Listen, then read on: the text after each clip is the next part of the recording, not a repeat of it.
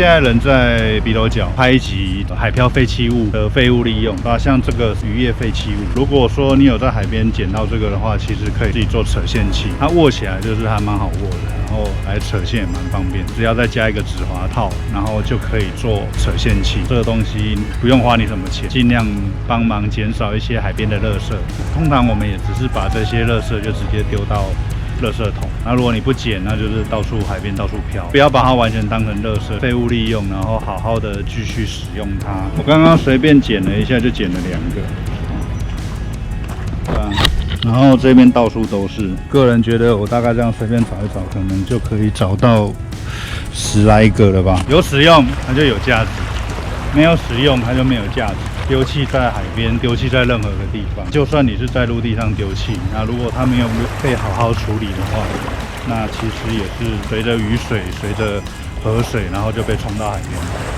就是最后不管你怎么样的去丢弃它、去放置它，只要你没有好好的处理，只要我们没有好好的对待这些我们不需要的东西，其实它最后就会变成海漂垃圾。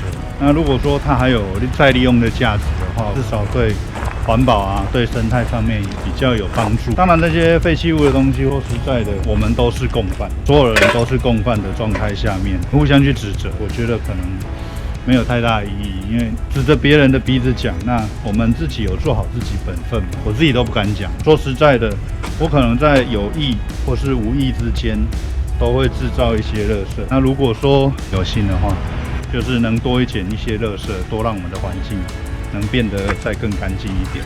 好啦，那其实我东西都已经捡完了，接下来就进入制作的部分咯。今天我们来做扯线器，只要废物利用，你就可以得到扯线器。基本上你只要花钱买这种止滑套，这种止滑套比较厚，它会比较好使用。止滑套一般来讲，外面买的随随便便都1米多、2米，大概200块左右的东西，但是可以让你做大概20个、30个这种扯线器来送人，这不是很划算吗？你只需要去海边捡那种浙江鱼，令人怀念但是令人讨厌的浙江鱼，大陆的渔具顺着洋流从浙江那边飘过来的浙江鱼。虽然我们没有办法把它送回去，没有办法让它飘回去，但是我们至少可以做一些废物利用。其实浙江鱼的这种渔具，它还蛮好回收再使用。那我们这一集来做一个比较简单的浙江鱼到底可以做什么？我们就是来做扯线器，是这么简单。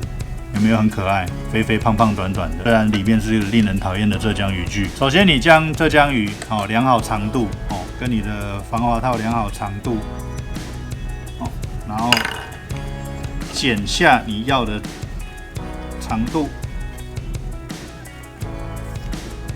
然后把浙江鱼塞到止滑套里面，大概是这样子你要在置中的状态。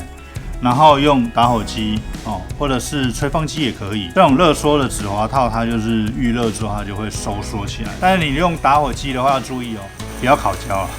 这个就是烤焦的部分。就腾腾，然后含急就完成了，有没有？很快就完成了一个扯线器。不管你要绑线，还是说你有挂底，然后你只要用这个扯线器扯一下，其实就很方便，不用再弄痛你自己的手。这个尺寸又比较小一点，对吧？女孩子可能会比较好握。不管你捡到的是浙江鱼，还是捡到这种浮具，甚至你要用漂流木，或者是你要用任何的棒状物，其实都可以做扯线器。那只是说捡到这些海漂垃圾，你要怎么样做废物利用？这是小饼提供的一个方式就是我们拿来做扯线器。其实这种材质还蛮适合当水球的，而且不用钱，坏掉你也不会痛。浙江鱼单一颗它就是1两的重量，就是大概35克上下，你也好抛，然后你还可以当水球、当水老鼠，然后你也可以拿来做其他，也许做泡泡，头切掉，前面装个嘴，然后后面做个配重，做个中通的钢丝去做缠绕，其实就可以做一个很棒的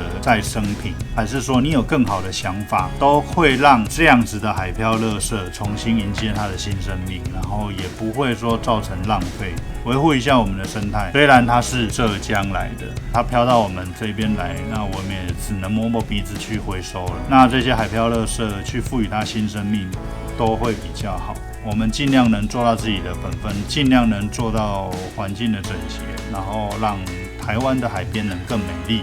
这不是一个很好的一个方式吗？那这是一个小饼介绍如何做扯线器，让你不用再多花很多钱去买扯线器，然后你也可以做一些扯线器拿来送朋友，送一些钓友。好，如果你喜欢这一集的话，欢迎帮我订阅、按赞、分享、留言。那我们就下集再见，拜拜。